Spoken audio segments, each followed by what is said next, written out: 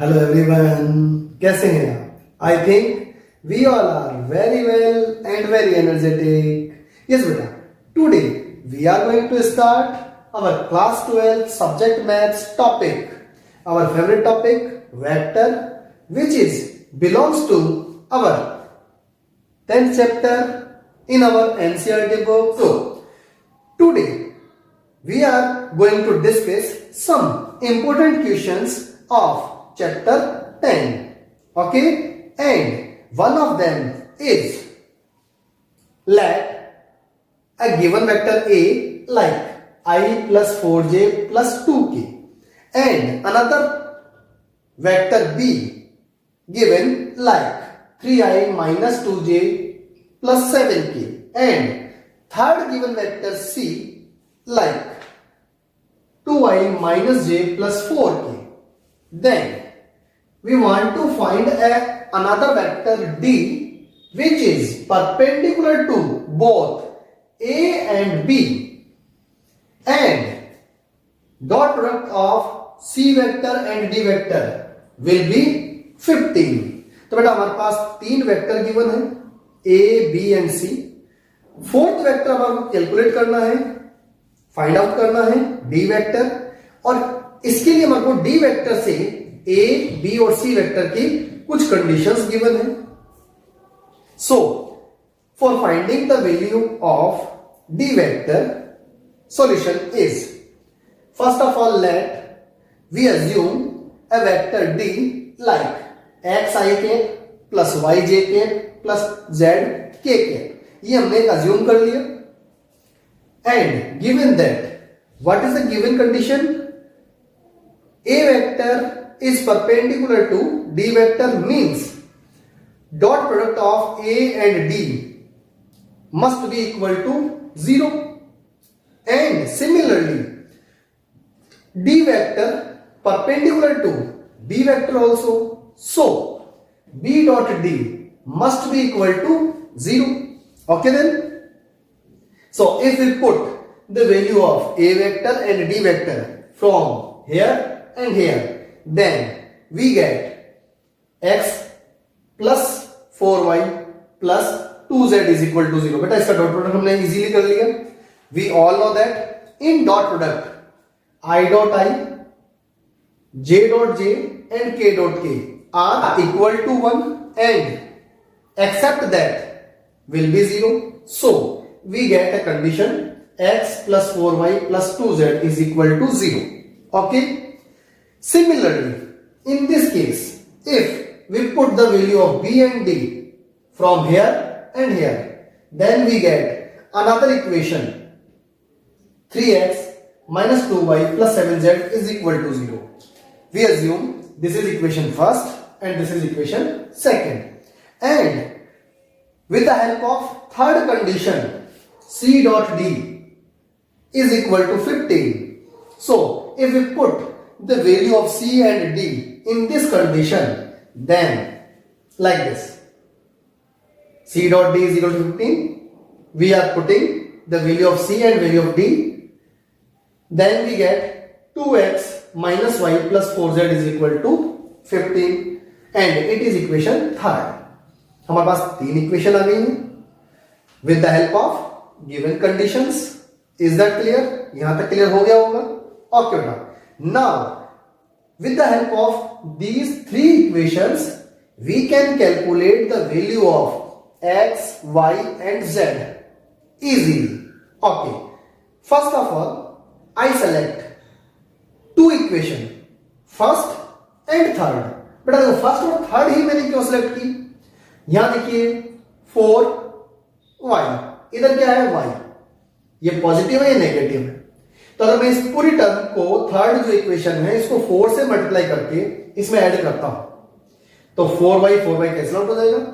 हमारे पास two variables x and z में एक इक्वेशन बन जाएगी like this. So from equation first and third we get another equation 3x plus 6z is equal to 20. We assume this as a equation 4. Is that clear?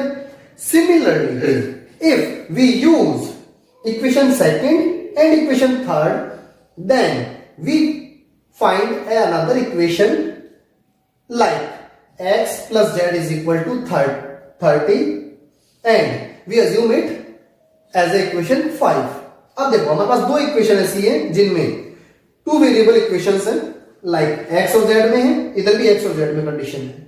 तो क्या हम लोग इन दोनों equations को सिंप्लीफाई करके सॉल्व करके एलिमिनेशन मेथड से या अदर किसी मेथड से x और z की वैल्यू कैलकुलेट कर सकते हैं इजीली?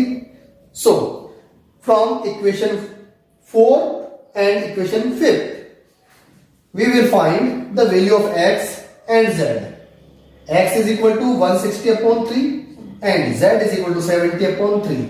बेटा इजीली कैलकुलेट हो जाएगा। हाउ? अब देखो यहां पे कितना है हमारे पास 6z, यहां कितना है ओनली z, यहां कितना है 3x और यहां कितना है ओनली x। तो अगर मैं इस पूरी टर्म को 3 से मल्टीप्लाई करके इसमें से माइनस कर देता हूं तो x का एलिमिनेट हो जाएगा, z की वैल्यू हो जाएगी, z की वैल्यू इसमें पुट कर देंगे तो x की वैल्यू हो जाएगी हमारे पास इजीली। ओके, एंड जैसे हम लोगों ने जो है x और z की वैल्यू कैलकुलेट कर ली, इन दोनों वैल्यूज को किसमें पुट कर दो? फर्स्ट इक्वेशन में, अदरवाइज सेकंड इक्वेशन में, अदरवाइज थर्ड इक्वेशन में, किसी में पुट करेंगे तो हमारे पास किसकी वैल्यू हो जाएगी? y की वैल्यू हो जाएगी। Okay, now when we find the value of x, z and y, we putting these values in vector d in place of x, y and z, then we will get vector d is equal to 160 upon 3i minus 5 upon 3j plus 70 upon 3k. Can we take common 5 by 3? तो 5 by 3 common ले लिया, that will be our answer, our required vector. Okay बेटा, now I am taking another most important question. Yes beta, our question is, if A, B, C have equal magnitudes and perpendicular to each other, then show that vector A plus B plus C makes equal angle with vector A, with vector B and with vector C. For solution, given that magnitude of A vector, magnitude of B vector, magnitude of C vector are equal and A dot B means they are perpendicular, so A dot B is equal to 0, B dot C is equal to 0 and C dot A also 0. Okay then बेटा, now बेटा मैंने एक simple सी condition यहाँ use ली है, A plus B plus C, this vector जो है हमारे पास, इसका हमने डॉट प्रोडक्ट किया A वेक्टर के साथ। So I use dot product with this vector with this vector. Okay, so we will get A dot A, B dot A, C dot A, that will be 0 and we get only square of magnitude A.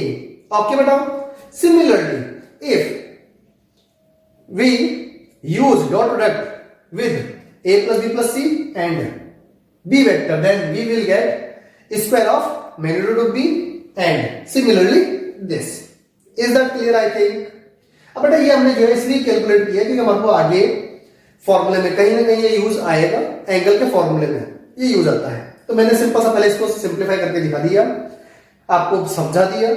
Okay then, now we want to calculate angle with this vector and A vector.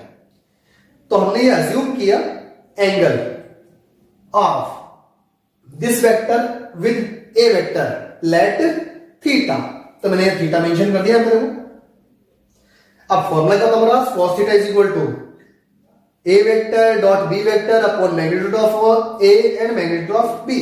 तो हमारे पास ए vector क्या है? पूरा ये vector है, तो dot product of A plus B plus C vector dot A vector upon magnitude of A plus B plus C vector and A magnitude, okay, magnitude of A vector. अब देखो इसका value हमारे पास ये आ गई। अब इस वैल्यू से एक तो कैंसिल आउट हो जाएगा, ये हमारे पास वैल्यू आ गई। This is cos theta. Similarly if we use angle with this vector and b vector, ये हमने सपोज कर लिया फाई, यहां थीटा सपोज किया था, इधर अपन ने फाई सपोज कर लिया। Okay, capital A, capital B, capital C भी आप सपोज कर सकते थे, अज्यूम अपन कुछ भी कर सकते हैं एक्सेप्ट दीज अल्फाबेट्स। ओके, तो यहां मैंने सिंबल फाइव ले लिया, फॉर्मूला ये यूज लिया है, A plus B plus C dot, अब क्या होगा हमारे पास बी वेक्टर आ जाएगा, यहां पे सेम आ जाएगा। Okay then now dot product करेंगे, मालूम है इसकी वैल्यू क्या हो गई, only square of B magnitude, ये कैंसिल आउट हो जाएगा, सो वी हैव दिस। अब देखो बेटा ये दोनों जो है डिनोमिनेटर दोनों में सेम है क्या, न्यूमरेटर हमारे पास जो है इधर ए वेक्टर है, मैग्नीट्यूड ऑफ ए वेक्टर है, इधर मैग्नीट्यूड ऑफ बी वेक्टर है, और थर्ड में न्यूमरेटर में मैग्नीट्यूड ऑफ सी वेक्टर रहेगा, डिनोमिनेटर सेम रहेगा।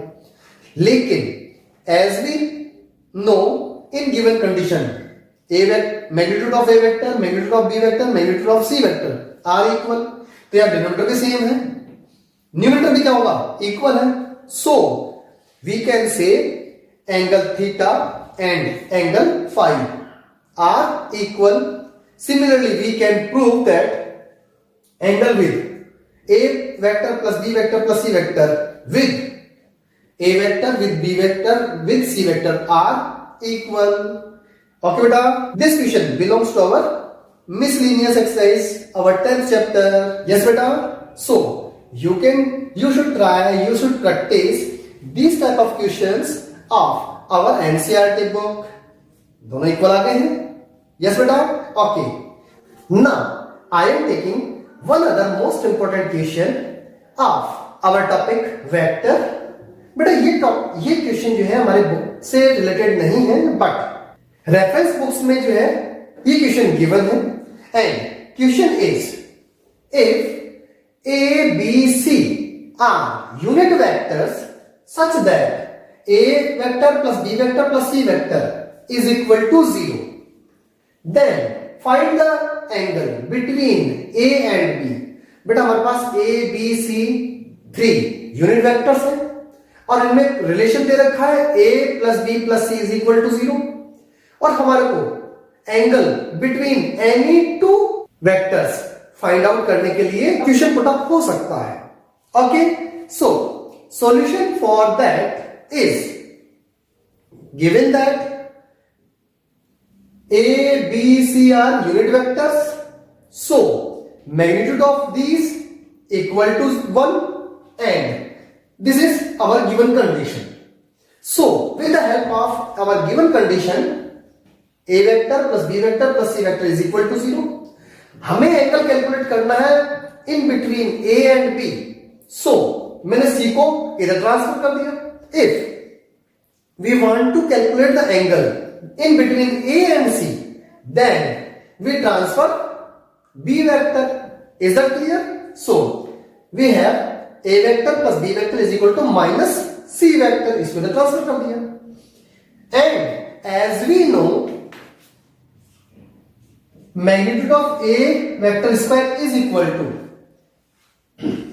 A dot A, means अगर हम लोग किसी भी वेक्टर को उसी से अगर डॉट प्रोडक्ट करते हैं तो क्या होता है, square of magnitude of that vector find out होता है। सो मैंने इसको सिंप्लीफाई करने के लिए ये कंडीशन यूज ली है हमने, बहुत साइड मैंने क्या कर दिया, मैग्नीट्यूड्स का स्क्वायर ले लिया, इसको मैंने इस फॉर्म में यहां मेंशन कर दिया, इधर मेंशन करने की जरूरत हमारे को नहीं थी। आप देखोगे इसको डॉट प्रोडक्ट करेंगे हम लोग तो A dot B, B dot A और B डॉट बी, सिंपल सा डॉट प्रोडक्ट हो जाएगा, दिस एज इट इज।